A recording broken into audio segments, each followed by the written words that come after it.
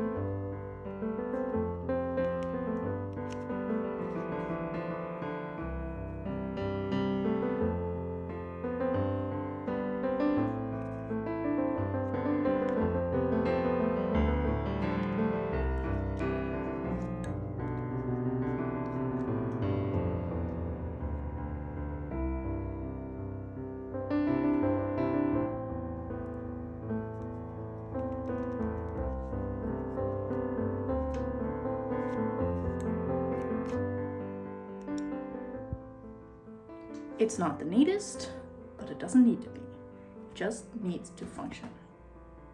Well, my tea is almost gone. I have like one more sip.